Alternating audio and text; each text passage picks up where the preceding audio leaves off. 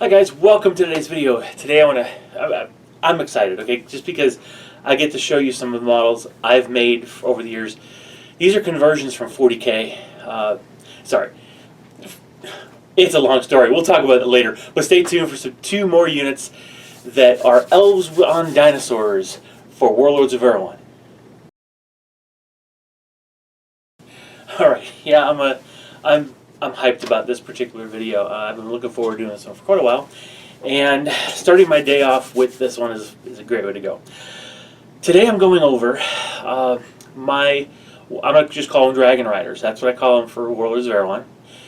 Back when I was playing 40K, I played Exodites, and I figured out how to use 3 different codexes to capture all the different flavors of Exodite lore. And the Tyranids was one of the ways I captured the Dragon Riders perspective. We won't go into all the details about that. I've got Studio Armor review videos about that. You can go check it out if you want. But I want to focus on how do you take those models, which are not found anywhere in fantasy games right now, and definitely not Warlords of Erehwon, and because these are conversions for me, how do I turn them into usable models for Warlords of Erehwon? Thanks to Rick Priestley, we can do that because he gave us the rubric for how to create these things. So, let's take a look at my Warlord unit, essentially my Elven Warlord on Dragon, or riding a dragon, and my regular Dragon Rider unit, and let's see what we can do. Let's go down and look at these. Alright, so there they are. Now, just in a quick kind of a review on how these are created. These are not they're not really... Okay, these models here are pretty much your Dragon Riders, or sorry, your Dark Elves on Cold Ones from the old Warhammer fantasy battles. But what I did do is I changed out their heads. The heads have, I guess those are from the regular, not Elven, but I think those are the regular Dark Elf Infantry box. Yeah, I think so. The same ones you could make into the crossbowman or the spearman or the swordsman, sword and shield. But anyway, I did add a gemstone in each of their helms. Again, these were for my Eldar type models, and it made more, it made sense to have a soul stone. But anyway, that's really not important. But whereas these models are pretty much the kit with just different heads, and I think this is, I don't remember where that staff is from. It's probably the banner. I don't know if that's actually the way it's supposed to be on the kit. But anyway, however, these arms with the hand crossbows, those are specifically from the Corsairs kit, because the Cold Ones don't have, those Knights on Cold Ones do not have the crossbows. They have shields. So I had to do a swap there. Now, the same thing holds true for these guys now, except for in this case, both the sword and, so both arms basically are from Corsairs. Sword arm and the hand crossbow. However, the heads are from other Dark Elf units. Actually, I think this one might be from an Elven. No, I think that's Dark Elf too. Anyway, I don't think it really matters, but the fact is these are conversions, and right now in the Elven army list, there are no elves riding dragons. So, this unit here is my Warlord riding, or on Saurus. Basically, he's an Elven Lord on a Saurus. And these guys here are my Dragon Riders. Now, I've got an extra model because, max unit here is size is 5. Here it can be 5, but I don't quite have that. I do have one more of these models, but it is literally still built to look like something for 40K. It's got a 40K gun on it and everything, so it's not going to be part of this. So I'm one model shy of my full collection of these. And it allows me to either go with a 5-man Warlord unit, which is a really heavy punch, or I could actually do that, break it that way. With the Greys representing, in my lore, a different clan, they can represent the the sergeant. So let's kind of look at each of these separately. All right. So obviously they start with a basic stat line of elves, right? So agility 6, accuracy 6, strength 5, all that kind of stuff. But we had to kind of go through a couple things. First of all, there's nothing to cover dragons with the strength that those things would have.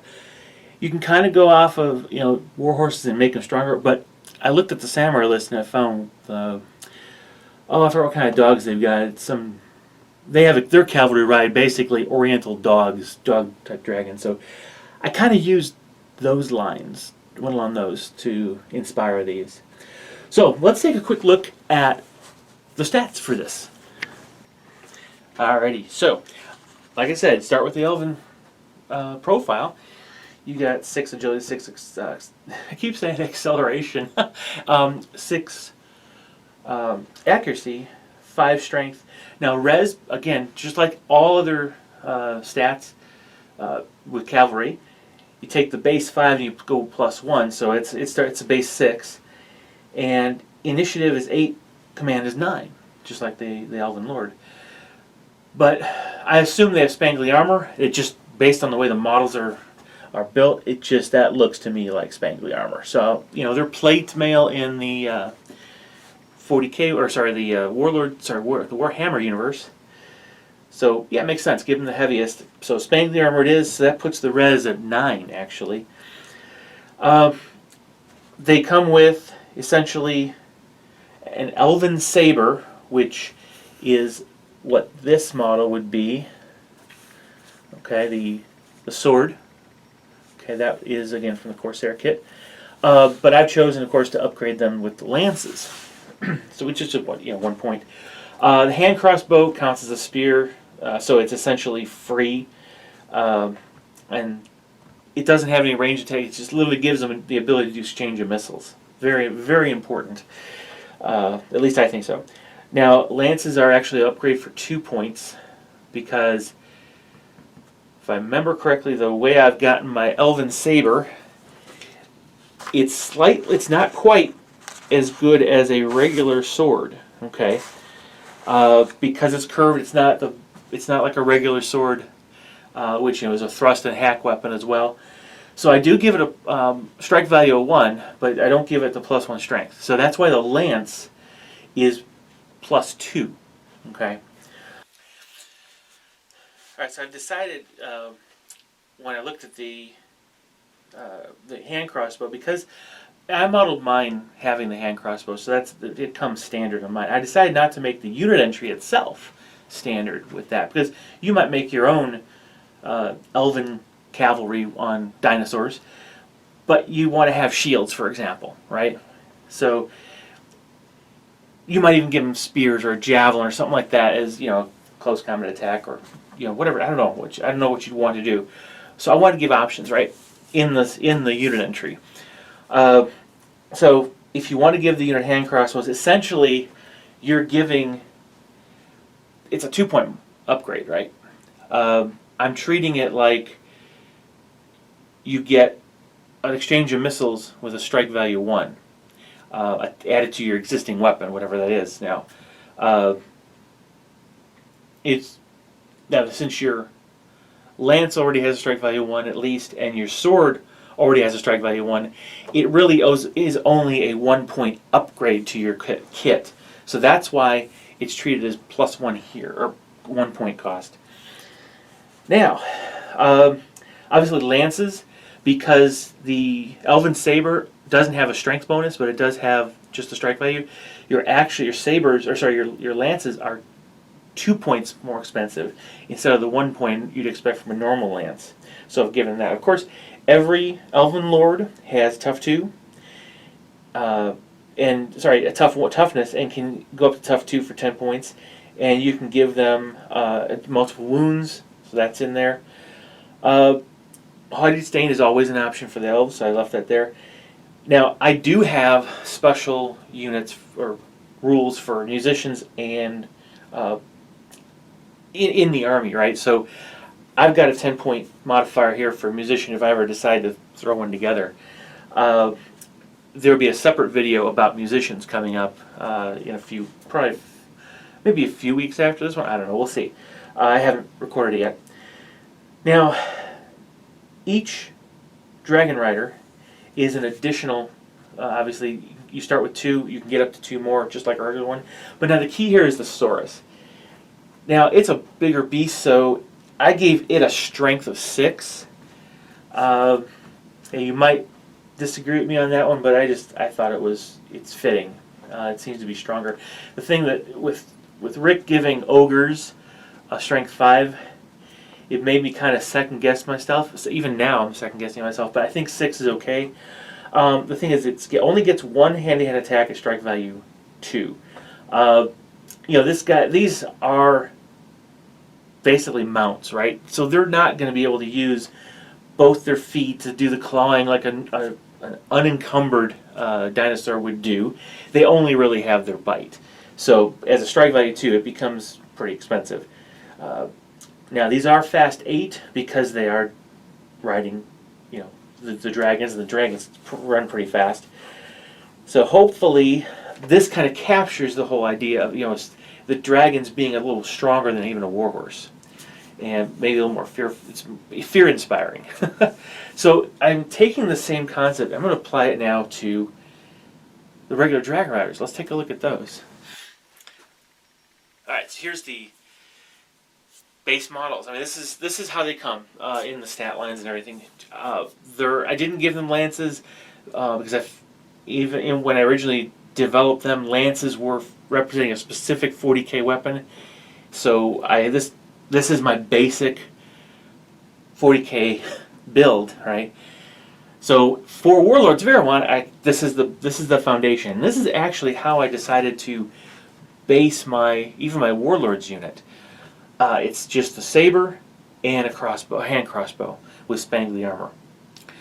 Now, I created the actual unit entry, so that you don't have to have the crossbow. You can use a regular sword, or I guess not just sword.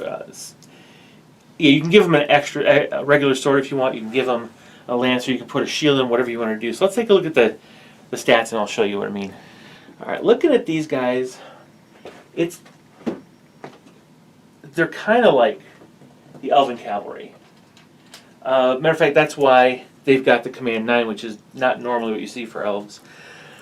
But again, I started with the Elven sabers.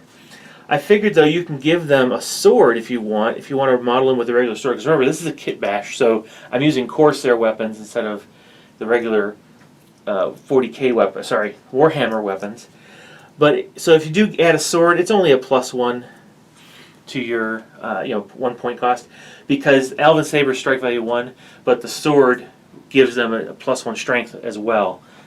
So you might want to upgrade, and if you model them that way, this will let you do it. I also made a conscious decision of making the saber a little bit weaker than a sword, because these things are riding around on strength 6 Sauruses, right? Or dragons, whatever you want to call them. I call them Sauruses in here. That it does harken back to a little bit of what the Warhammer calls them. Now they're cold ones, but they use the word Saurus in the the Lizardman book a lot, and so I figured Saurus kind of makes sense. It's these are like dinosaurs, so let's use Saurus. Anyway, lances, again, you're upgrading from a Elven saber to a lance. That's 2 points. So the way I've got it written on the script there, the way I got it written on the unit entry is, it depends on, the lance only costs +1 if you already bought the sword. It costs 2 if you only still have just the regular Elven saber. Of course, Hearted Stain, and then of course you upgrade to 2 more, so you can get all 5 instead of just the base 3. Alright, so those are my elves on Sauruses. 2 different units that you can play with. And you probably have already seen them, well, maybe you've seen them, but you're going to see a lot more of these Warlords of Erehwon Bat Reps, because I like playing with these models. That's really the reason. They're one of my favorite Elven models I have. Alright, well, stay tuned for the next video. Will be a different new unit, and hopefully you found something useful in this as an exercise of how to create your own units based on Rick Priestley's rubric and the models that you actually have. Alright, so thanks, share, like, subscribe. We'll see you guys in the next video. Bye.